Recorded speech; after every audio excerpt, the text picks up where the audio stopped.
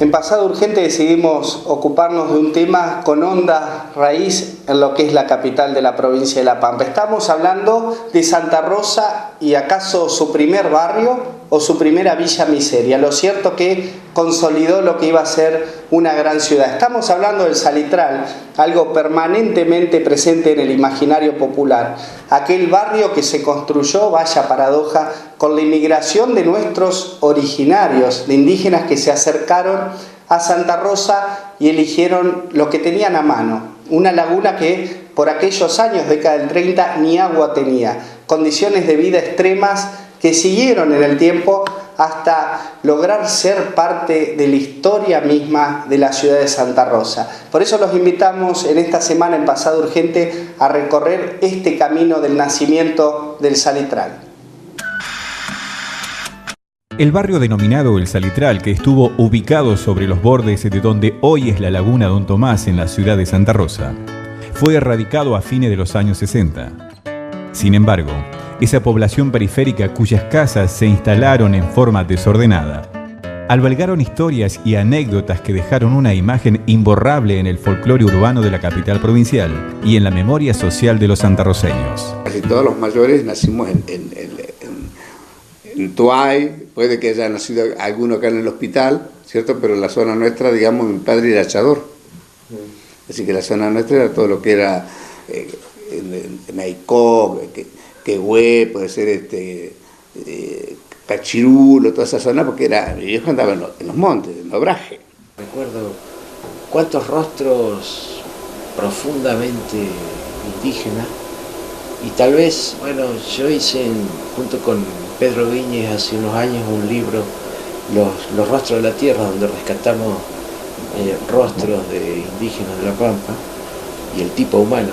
Y bueno, yo creo que ese libro comencé a pensarlo en esa época, viendo la gente que veía en Salitral, muchos de ellos, pero no todos eran indígenas.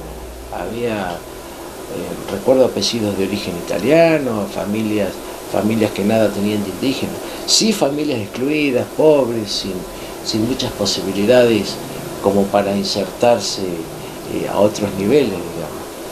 Pero sí, había un fuerte componente indígena, ¿no? La Laguna de Santa Rosa, que se llamaría con los años Don Tomás, en homenaje al fundador de la ciudad, Tomás Mason, albergó desde temprano a la población indígena que se fue acercando a la estancia La Malvina, núcleo original de la que sería la capital pampeana.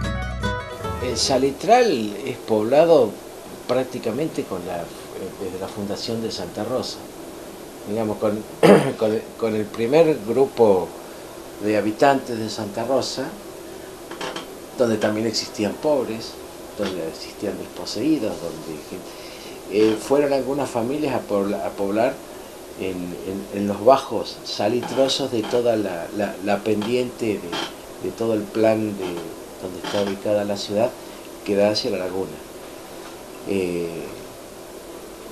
Los registros, los principales registros son familias emparentadas con un homónimo del famoso cacique ranquelino Mariano Rosa, don Mariano Rosa, que viene como empleado del coronel Gil, o sea, viene a trabajar a la estancia del coronel Gil, porque esta persona había sido tomada prisionera, digamos, en las campañas al desierto por el ejército, había recalado como soldado del batallón primero de artillería, cuyo jefe comandante era el coronel Gil, y bueno, en 1886 o 87 le dan la baja del servicio militar a Mariano Rosa, junto a un grupo de personas relacionadas de su tribu, y vienen a trabajar en calidad de peones a la estancia La Malvina.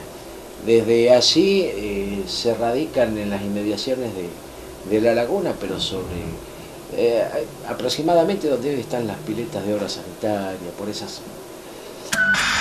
En realidad, digamos, el poblamiento de Mariano Rosa, también estaba Francisco Lazo, había una serie de paisanos andiados que estaban en calidad de peones en la estancia Las Malvinas, pero por ahí lo que se rescata de León Safontás es que es el primero fuera del personal de la Malvina, de la estancia de la Malvina, que puebla fuera del recinto de los alambrados de la Malvina, donde se iba a fundar el pueblo, ¿no es cierto?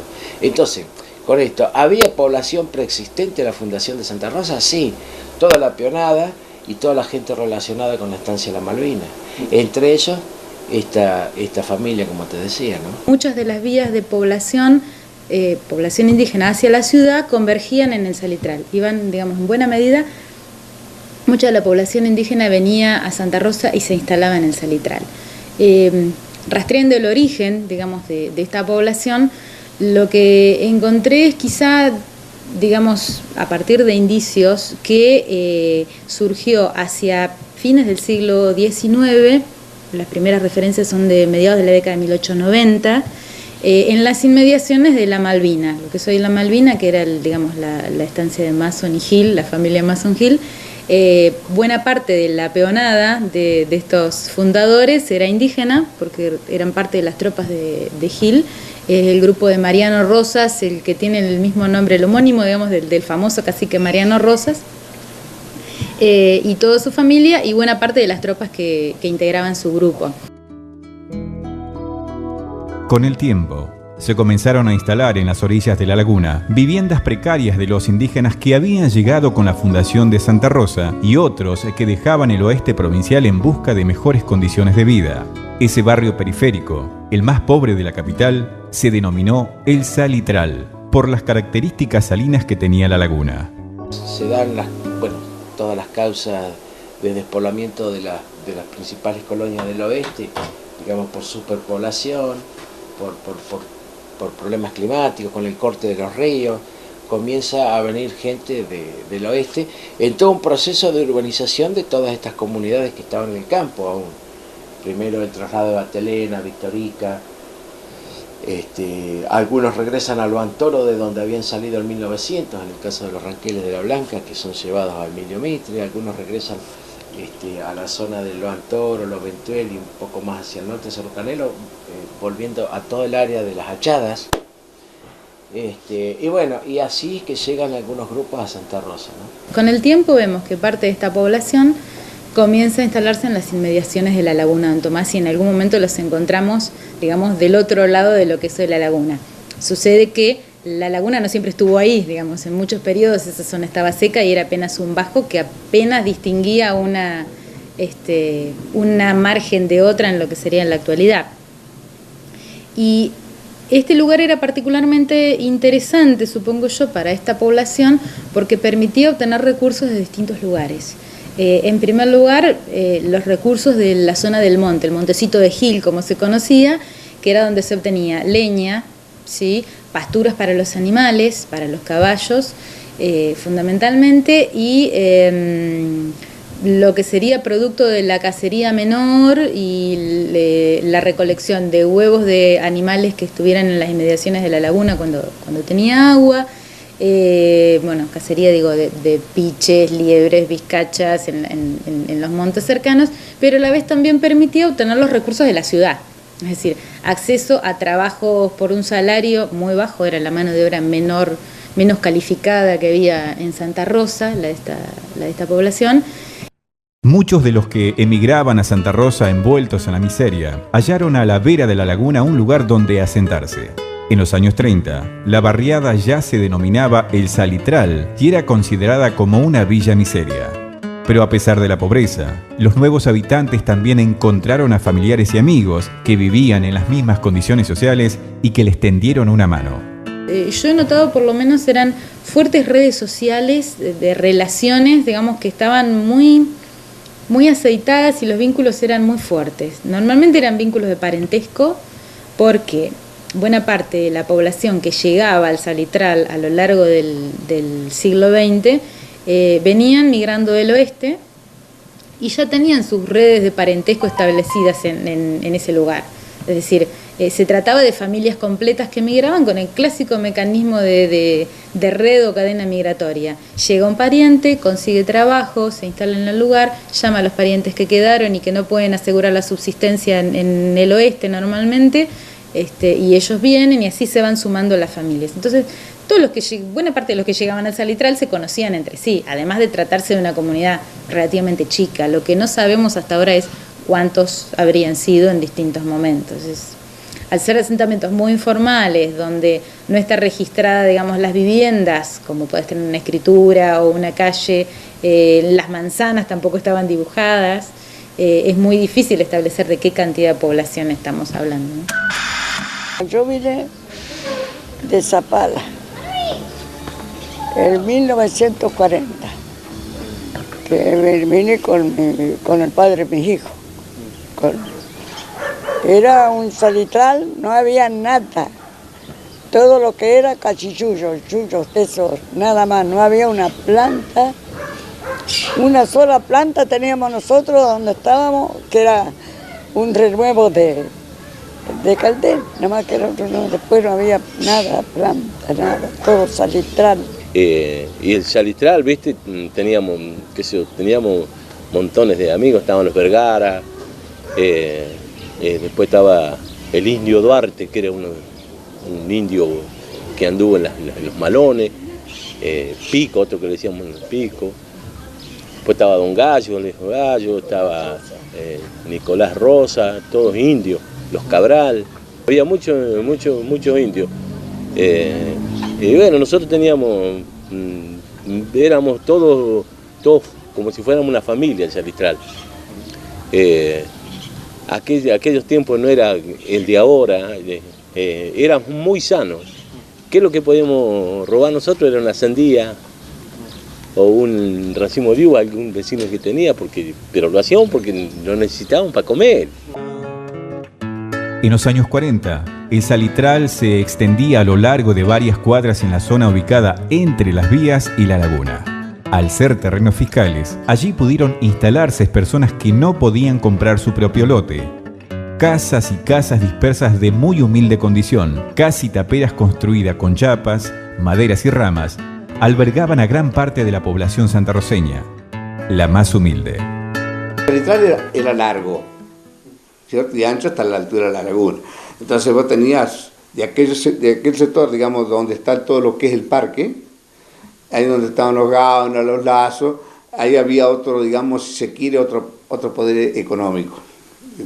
Y allí habían alguna despensa, ¿viste? Pero ya de este lado yo no recuerdo que haya habido alguna despensa, a excepción que en esta punta habían, creo que era un Furriol, me parece que habían puesto una despensita por acá, ¿viste? Pero nosotros íbamos al mercado municipal, que en aquel entonces íbamos a hacer las colas para comprar todo lo que es tripa, el cuajo, tripa gorda, mondongo, quijada, ¿viste? Cogote.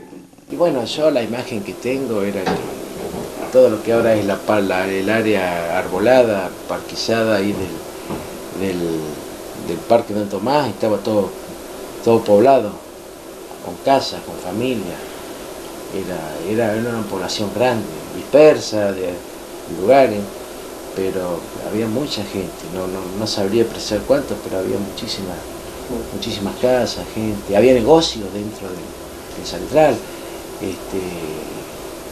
despensa, así, negocios así de aprovisionamiento. Y después, bueno, todas las muchachadas, todos los pibes que iban, al Fortín Roca, a jugar a la canchita atrás del Prado, en un triangulito que había, a patear a la pelota, que todos los trabotas en el centro, muchos chicos estaban en el área de la plaza.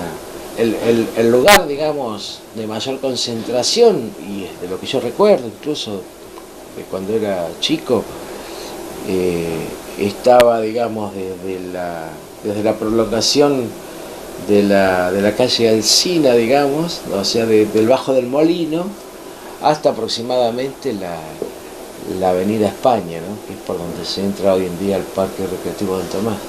Toda esa zona era el área de mayor población.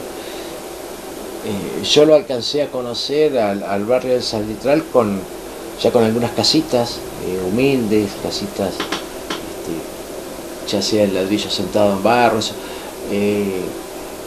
No alcancé a conocer, digamos,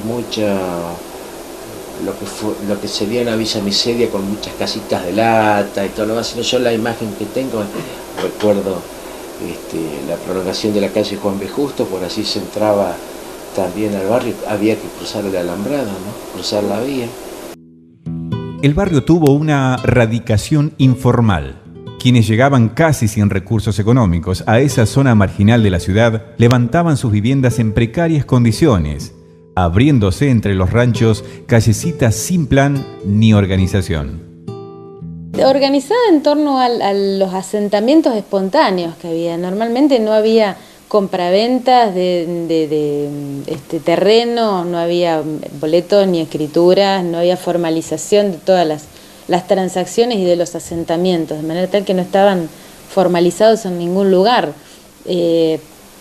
No había planos, por lo menos yo no encontré ningún plano del Salitral en términos formales, más allá de los dibujos que me hicieron algunos testigos que vivieron ahí. Eran callecitas que se abrían en la medida en que se construía una casa y a varios metros se construía otra, en función de si estabas más cerca o más lejos del aljibe de agua que tenía fulano de tal.